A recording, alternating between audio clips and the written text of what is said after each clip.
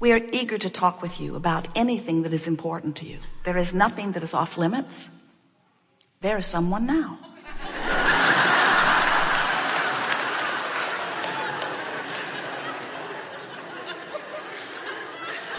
You will notice a perfect unfolding, because you have to know that this meeting has assembled long before you dragged your physical bodies here.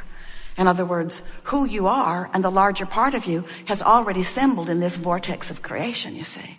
And so we are well aware of who you are and what you're asking for. As people come forth, we'll call you one at a time, and we will visit with you about whatever is on your mind. It is our powerful intention to assist you in getting into the proximity of this vortex of creation. Because if you are not somewhere near the solution that you seek, you won't hear our answer, even though it will be brilliant. You have to be in the vibrational vicinity of what you're reaching for, which means in many cases, you have to distract yourself from what's been bothering you. Because do you know, the vibrational frequency of a question and its answer are very different frequencies. The vibrational frequency of a problem and a solution are very different frequencies. And so we want this forum to be an opportunity for you to listen and feel and come into vibrational concert with who you really are, which means we're going to do our best to distract you from the vibrational patterning of what's been holding you apart from who you are. We want you in the vortex. That's where you belong. But we don't ever want to imply that you should just get in there and remain in there. You'd have to croak to do that. You came forth in physical form with the distinct intention of exploring contrast for the purpose of expansion, for the purpose of joyous expansion. Not one of you said, I'll go forth and I'll struggle and strive and I will launch rockets, but I won't go. I'll just stay there in my lackful, mournful, complaining existence. And I'll sacrifice the joy that could be mine for the good of others. Not one of you said that.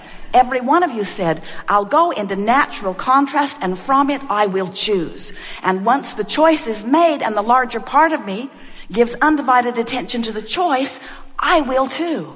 And you know what the most exhilarating thing about that is that everything that you want to call joyous life experience, every bit of it is that closing of that gap. In other words, you out here on the leading edge, you get to explore the contrast and you get to launch the rocket. But then the most wonderful thing happens to you. You get to feel the visceral, tactile, physical thrill of now coming into alignment with your expansion.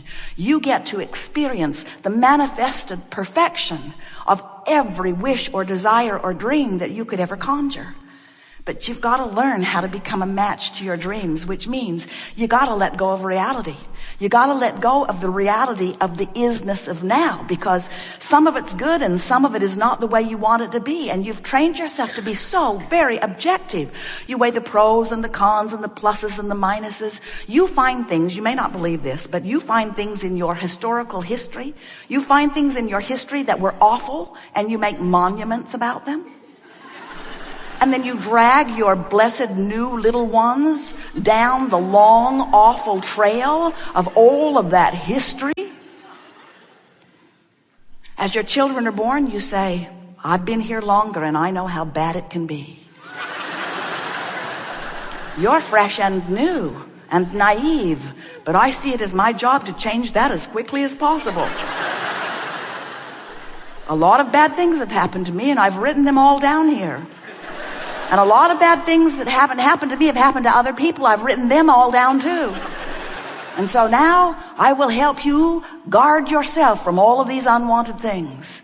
And what most humans do not realize is that in every moment of every bit of that, all they are doing is holding themselves apart from the vibrational reality that is full of all of their requests and is sustained by the energy that creates worlds, by that which man calls God, by that which is the source of all that is good, that remains there for you, surrounding everything that you want and the larger part of you, summoning you all day, every day into it, calling you, calling you, calling you.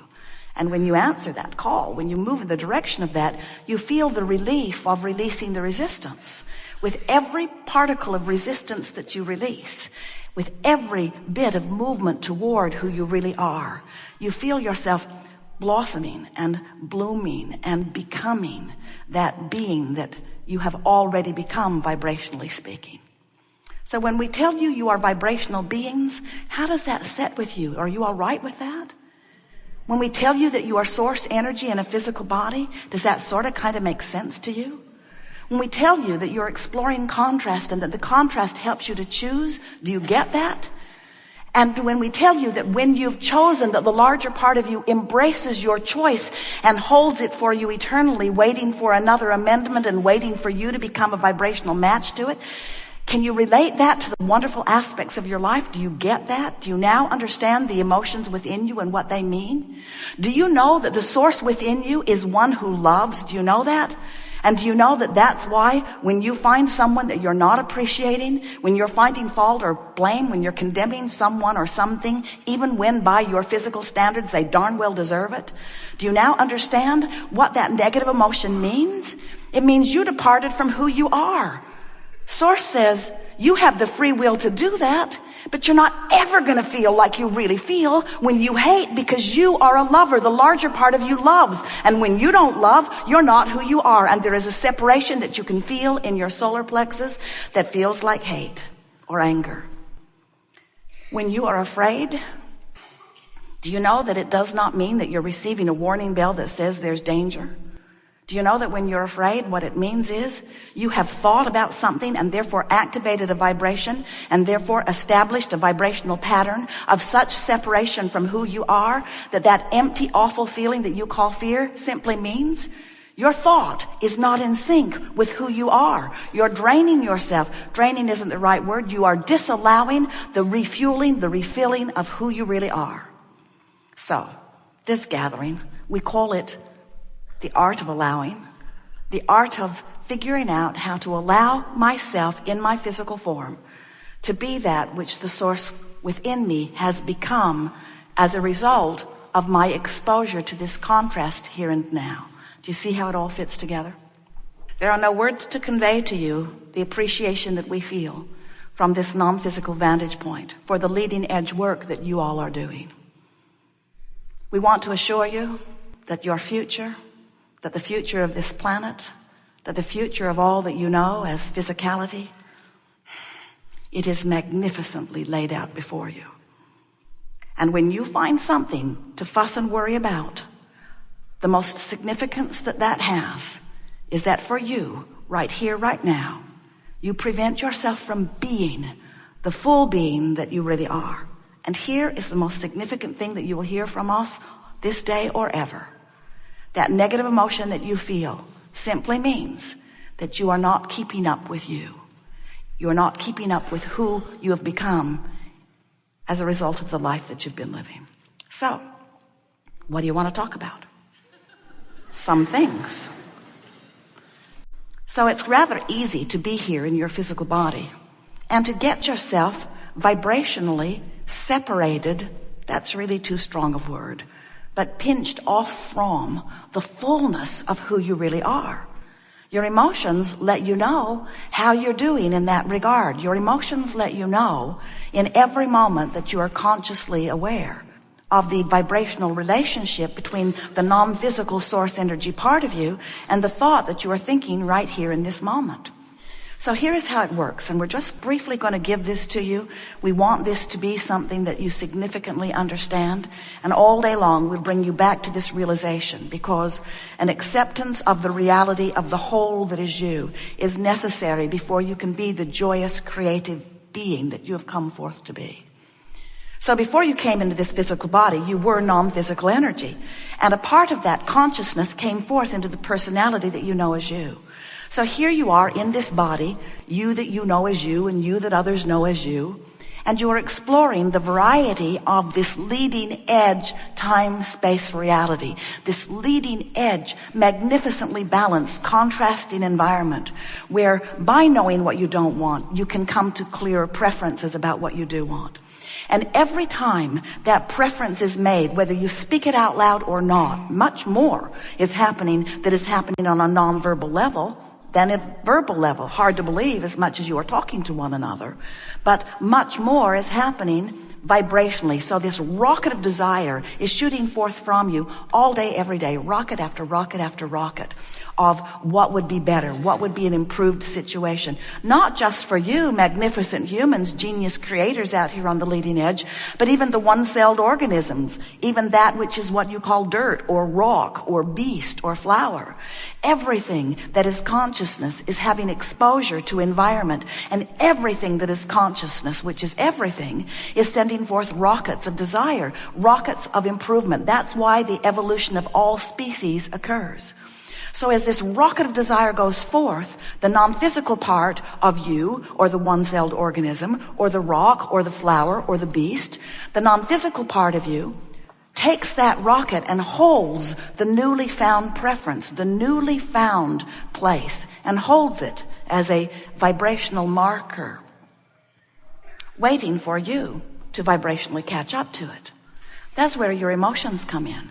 When life is giving you the experience of not enough of something you want, not enough money, for example, you're asking for more. In fact, we've been watching you. You're asking and asking and asking and asking and asking and asking and asking. And there is a veritable fortune amassed for you, vibrationally speaking, in what we are calling this vortex of creation. This is a vibrational reality that precedes all things that you call your manifested reality.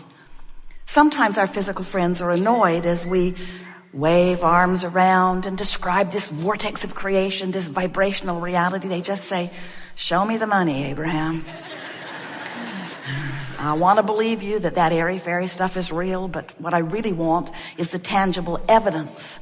And we want you to understand that once you've launched the rocket and once the source within you has acknowledged it and is holding to it, that there is a vibrational reality that is valuable. It's an escrow that you can count on, but you have to be a vibrational match to what you're asking for. And often, even though you want to be, you're not.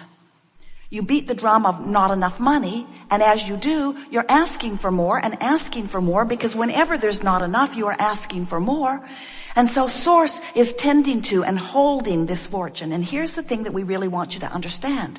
In this vortex of creation, where the larger part of you dwells, where law of attraction is assembling all cooperative components, that is the key reference for you to take away from this gathering. All cooperative components have already been assembled for the manifesting of all things that you are asking for. But the question that we want you to become aware of as you're here in this workshop today, we want you to ask yourself, am I in my physical form a cooperative component? And the answer is often you're the only uncooperative component. Because you're still beating the drum of I don't have enough, I don't have enough, I don't have enough. And you know why that is? Because your awareness of your reality has your nearly undivided attention. You're so busy looking at what is that you've forgotten that what is was only and will only ever be the bouncing off place for this vortex of creation where all things are happening. So what happens as you live your life just like you knew you would? The contrast helps you to do step one. Step one causes you to ask, and you do it all day, every day. You cannot turn that asking off. The entire universe is established to provide for you and everyone else you know this opportunity to continue to expand and evolve, even if you are a one-celled organism. So you're asking. And Source is not just answering. Source is literally becoming the vibrational equivalent of what you are asking for. And because the inner being within you, the Source within you, gives undivided attention to the new and improved expansion that you've carved out of your leading edge life experience, when you focus on the opposite of what you have now asked for, let's say it a better way, when you focus upon the opposite of what you have evolved to, Do you get it? Do you get that life caused you to ask and the larger part of you evolved to a new vibrational stance? And when you don't go, you don't feel good. That's what that separation, that's what negative emotion is. That's what the tug of war within you often is.